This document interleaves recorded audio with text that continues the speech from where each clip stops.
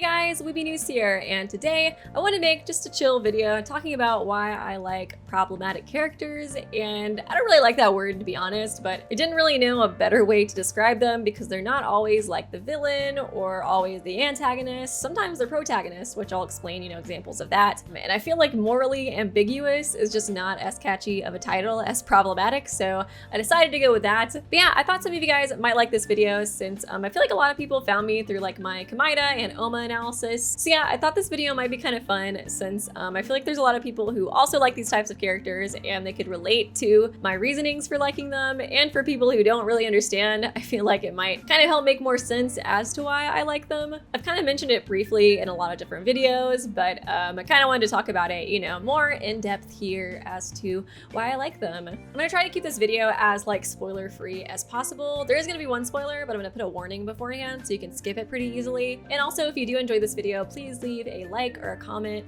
and subscribe. It really does help me. And without further ado, let's go ahead and get right into the video. So obviously, I don't support the actions of these types of characters. I've never been like a they did nothing wrong type of fan. It's more so because they do wrong that I become more interested in them and kind of like why they act that way and how they justify it. Which brings me to my first reason, which is that they're more fun to break down and analyze to me. With a lot of shows, especially shonen shows, I feel like the main character especially is always very like morally solid, They always do like the right upstanding thing and you don't really need like an explanation for it at all. Like for example, like Deku from Boku no Hero or Emma from The Promised Neverland, they always do like what you would assume is like the best thing morally to do, regardless of like the danger or how it like might harm them. I can relate to them easily. I don't even really have to think about it. I don't have to justify my reasons for liking them. But with protagonists like Light Yagami from Death Note, who is killing a bunch of criminals and some innocent people that are trying to stop him, I have to wonder more in terms of like if he truly believes what he's doing is right and why, or if he's just corrupt with power. And in this example, I feel like a character like Light is a lot more interesting to break down and kind of understand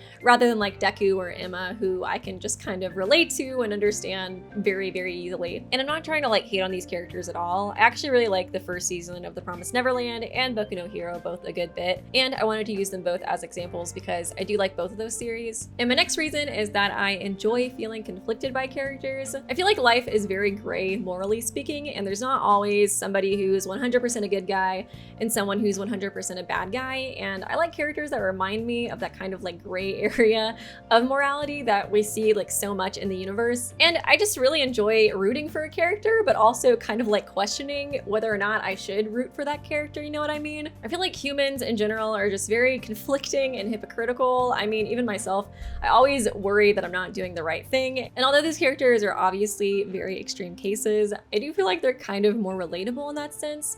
I feel like So from Your Turn to Die is a really good example of this. Because of the game, you're constantly questioning if he's trying to help the group or hurt the group. And I've had a lot of fun feeling so conflicted on whether or not I think he's trying to hurt us or trying to help us. And then even if he is trying to help us, the way that he's doing so, is it really right to do it in that way? And I just kind of like feeling conflicted by that. And another character that I think is like a perfect example of this, it's not a weeb example, but Walter White from Breaking Bad, I love because I felt so conflicted by him the whole time I was watching that show because he does a lot of morally questionable things.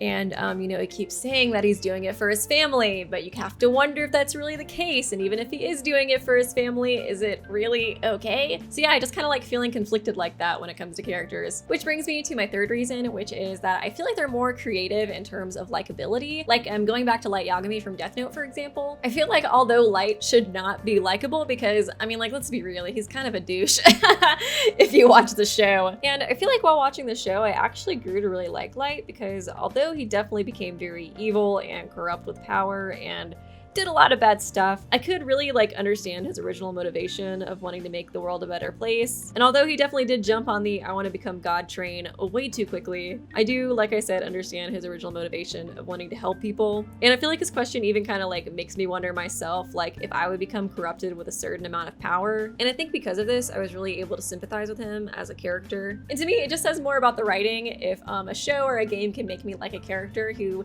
inherently should not be likable, because like I said before, Light kind of a douche.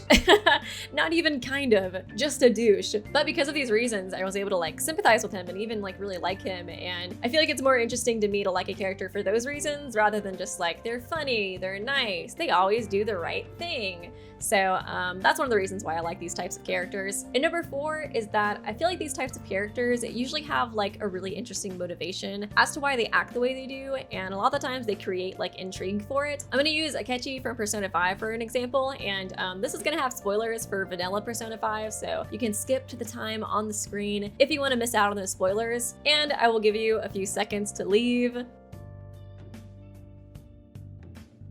Are you gone yet? Getting back to the video, Akechi, for example, since he was like really pompous and hard to read, I became super interested in like learning more about him and like his true nature. And I feel like compared to most of the characters in Persona 5, I was much more interested in learning about him than almost anybody else besides maybe like Futaba, who is the best girl, I just want to say. And then learning about his motivation and his connection to Shido, and of course when he kills Metaverse Joker. All those moments were like such big highlights for me while playing the game. And I feel like one of the reasons why it was so like impactful and like memorable to me was because of like that intrigue he created throughout the game before you get to his climax. And because of that, I feel like his character is just like a really big highlight of that game for me in general. And again, I want to bring up So from Your Turn to Die because even in like the first few minutes of that game, you can kind of see that he's kind of sus, and because of that, I was just like immediately drawn to his character. And I feel like the addition of a character like that just adds like a whole new level of suspense. Like, what's he gonna do next? Like, what's his true nature? How is he connected to everything? Because he seems to know more than he's letting on. I just really enjoy characters like that because of that layer of like suspense and kind of like overall doom feeling that you have while playing a game or watching a show, etc. And then finally, my 5th reason why is because these characters usually bring the conflict. Back when I was like in middle school and I first made my anime list account and I thought I was like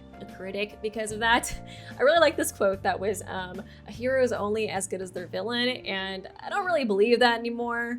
But I do think that villains or characters that like in general just bring conflict can really make a game or a show if the main character isn't as interesting, or if they're just kind of more stereotypical. And I feel like people might get mad at me for saying this, but I feel like Danganronpa 1 is a pretty good example because I love Nagi, but God bless his heart, he is not the most interesting character in the world. His arc is very stereotypical, and I feel like it was definitely intentional on the developer side to make him like the only normal one. And because of that, I think the reason why that game is so interesting and fun to play is because of the supporting cast, all the zany personalities, the killers that bring the conflict each trial, kind of keep you interested. The characters like Tagami that are a bit of a wild card, and then of course the ever mysterious mastermind who you're trying to learn more and more about each chapter and trying to figure out like why you're in the killing game in the first place and what their motivations are. All of those reasons are why I feel like, at least for me, I was interested in the game. I wasn't like, man, I can't wait to see how Nagi becomes slightly more confident after this trial. Like, I was really just looking forward to finding out who the killer was, what their motivation was, what happened, and I think it's kind of like that for most people. And because of that, I generally like the characters that bring the conflict, like Oma, Kamaida, those types of characters, because, I mean, all my favorite scenes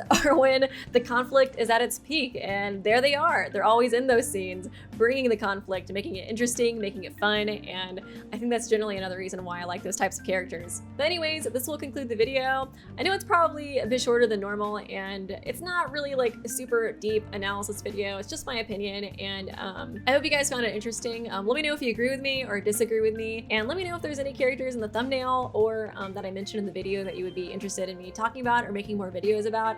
I know I've already made a video each for Oma and Kamaida, and then a one comparing them. So I would like to make more videos on these types of characters, but characters from different franchises, and that was one of the reasons why I wanted to make this video, so I could see what other characters you guys are interested in me talking about, and kind of mention some that I'm interested in too. And also, if you want to, I made a My Anime list forever ago. If you want to look at that and see what shows I've watched and recommend me shows or roast me on my top list, feel free to do that. I feel like it might be a good way for you guys to request like video topics or character analysis videos from, you know, different anime that you might like. Yeah, just feel free to let me know if there's anything you guys are interested in me covering that is on that list, and feel free to add me as a friend on there too. I have 0 friends on there right now, so I'm very lonely. But yeah, thanks guys. Please leave a like or a comment and subscribe if you did enjoy it, and I will see you guys real soon.